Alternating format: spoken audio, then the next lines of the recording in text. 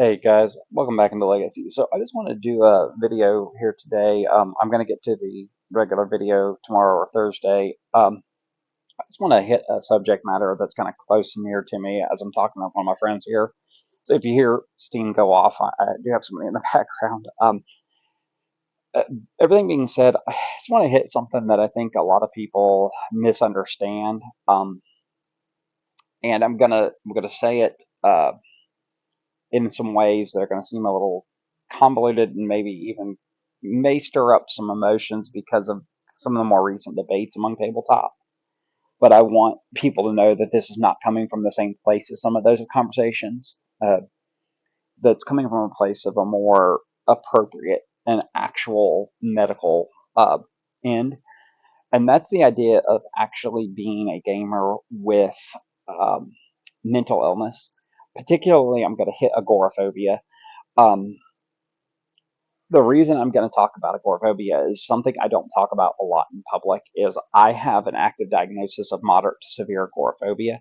Um, During COVID, uh, the way people treated each other, the way that we interacted, the way that we shut ourselves off, I developed severe social anxiety issues and all of that stuff, and it became really hard to deal with. And it developed into full on agoraphobia. So the best thing I can say is if you don't know what agoraphobia is, I'm going to tell you now and I'm going to blow your mind because I think so many people hear that term. And I used to be one of them until I did more research on it. That when you see agoraphobics in movies or television shows, they can't leave their house and they're paralyzed. And that's not what agoraphobia is. Agoraphobia is a social anxiety response, it's a disorder of social anxiety that is a generalized fear of crowds and open spaces.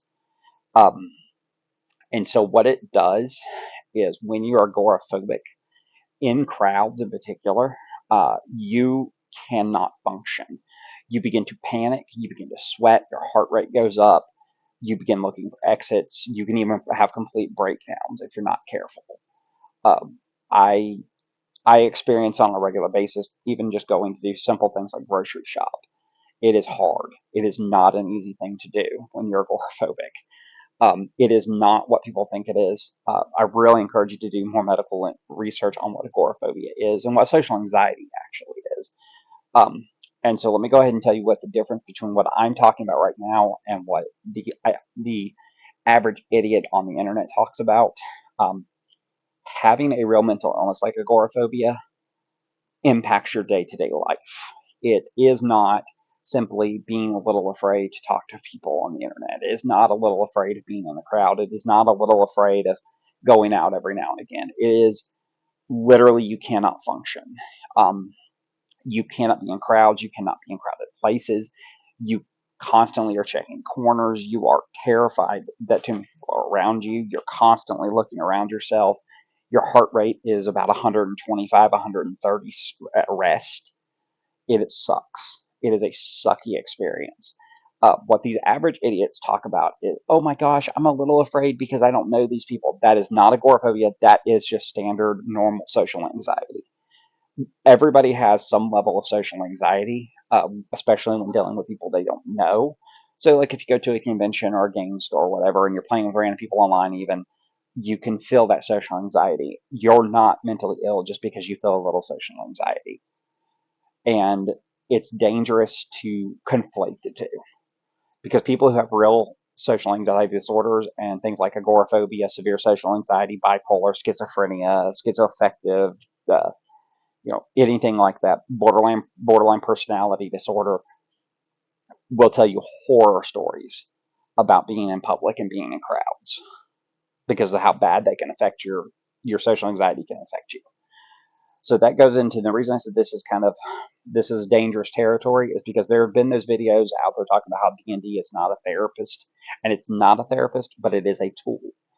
And being a gamer with agoraphobia is not fun, but it is kind of good because what it does is it allows me, at least, and this is my experience, to experience an enjoyable time with people I may not be familiar with in an environment I'm kind of comfortable with, that puts me at a little more ease and helps me uh, suppress the social anxiety a little bit, uh, to where I'm not completely comfortable, but at least I'm comfortable enough to where I'm not running out the door or I'm not about to break down. Uh, and that's why it's good, and it's hard to do because when you're agoraphobic, you don't want to get up and you don't want to talk to other people. You don't want to be around other people all the time. You want to be alone a lot. You want to be left alone. You want to be alone. Um, and it's not always a choice. Sometimes it's literally you just cannot be around other people. Uh, I have days where I can't be around my roommate because I'm freaking out so bad socially. Um, and by the way, guys, I'm going to go ahead and say this, and I want this very clear. Guys, this is not me moaning about my circumstances. I'm very happy in my life overall. I've got a lot of good things going on in my life. Yeah, I've got hard times, but I overall have a really good life. So I'm not bitching and moaning. I'm just explaining kind of the circumstances, what it's like to be agoraphobic and or mentally ill in game. Um, so when you hear people talk about that, you hear people talk about, oh, I have social anxiety. I get a little afraid at the table. It's not the same, guys. It's not the same at all. Um, it is an existential fear. In fact, the term itself comes from Greek words that roughly translate fear of, uh, irrational fear of open spaces or crowds. The term can be kind of ambiguous what it means.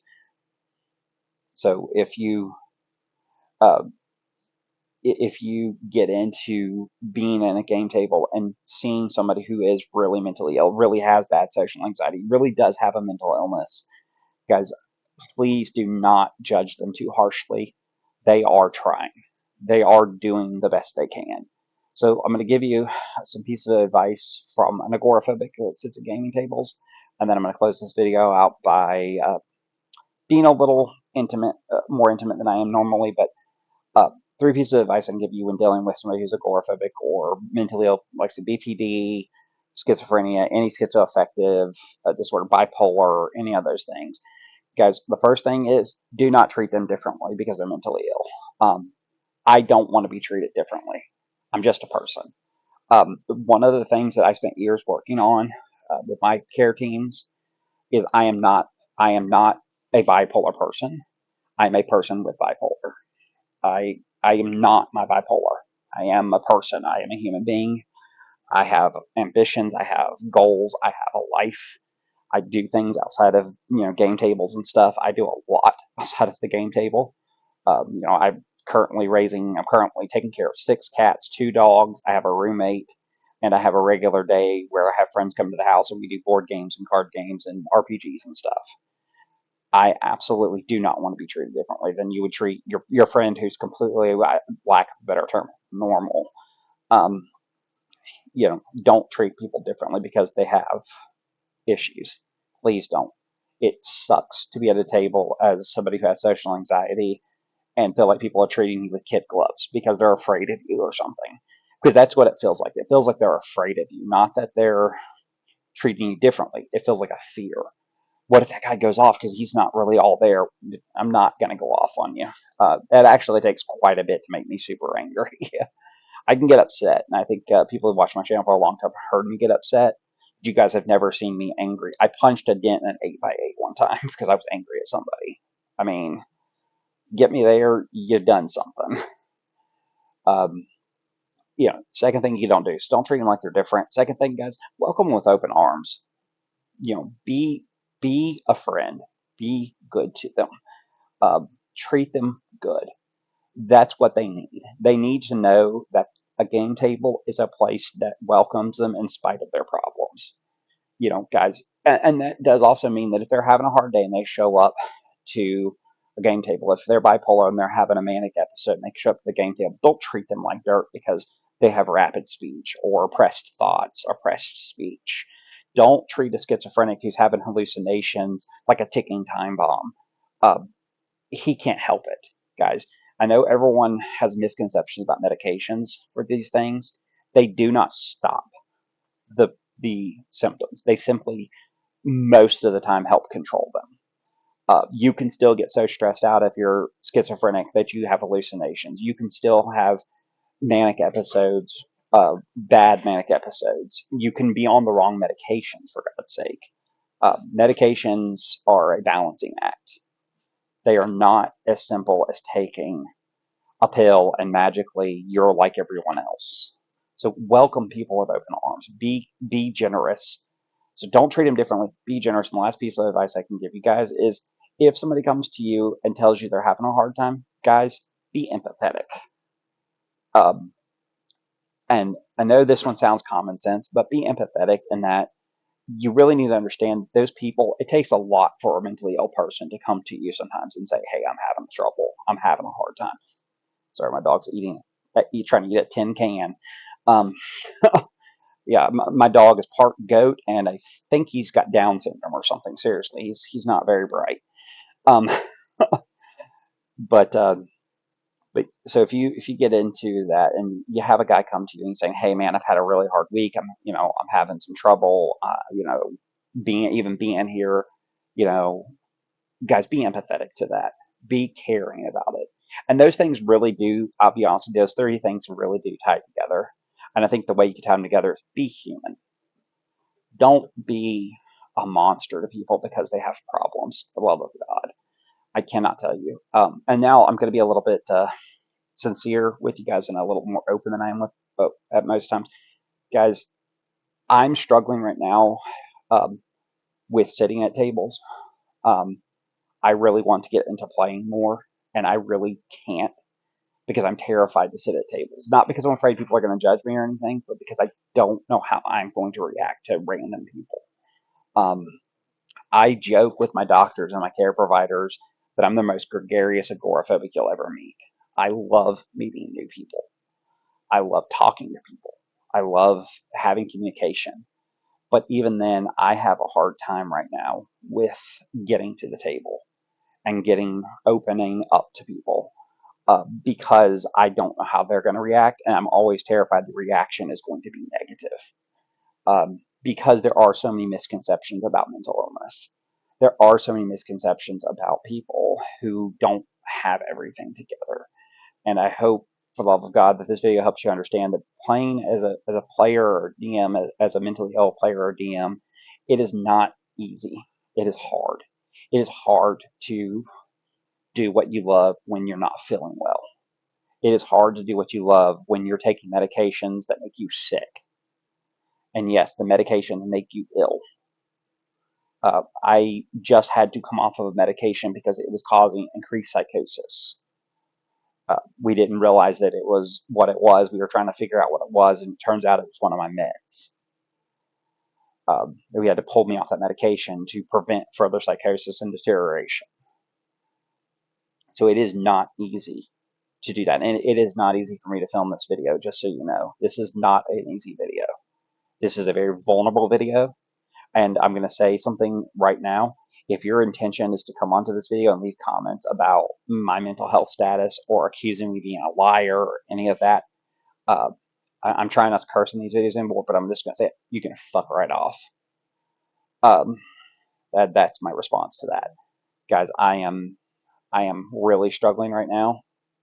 Uh, and I really want people to understand that there are people that play D&D. There are people that play tabletop games, whether it be miniatures games, card games, board games, even video games that you play online with people that are suffering from these disorders that they're not well, and they're doing the best they can just to enjoy themselves. So guys, if you can just remember, just be human when you're interacting with them and understand that being mentally ill at a game table is hard. It is very, very hard. And if you can do that, I promise you can meet some really cool people that have some really messed up issues. I have in the past, and I would like to say that I would like to say that I'm one of those people that people like to game with, enjoy being around at times. Not all the time, but most of the time I'm enjoyable to be around. Uh, but I can't say that for everybody. But I try to be the guy that I'm enjoyable to be around. I'm enjoyable to converse with and have good hard conversations with and things like that. And because I'm very versatile in what I know, not just about RPGs. I watch a lot of anime, I watch a lot of film, I listen to a lot of music. So I mean, I'm pretty versed in what I can talk about. But all that being said, guys, TLDW for this, guys, be human, treat people who are mentally ill at your table good, and for the love of God, please, please, like I said, do not come on here with the intent to start a fight with me over this. I am not arguing that you should use D&D as a therapist. I am not arguing that D&D should be your escape hatch all the time. I'm arguing that if you're mentally ill and you use D&D the way that I do, which is a therapeutic tool to help you break the ice with people and to get to know people and come out of your shell, good on you. And if you're one of the people that are not, really ill, you don't have a lot of problems, be, human enough to welcome those people into your tables and really help them get better. Anyways, guys, that's all I got to say. As always, follow the 3 rules. And otherwise, I hope you guys have fun, and we hope to see you guys around the game table at some point.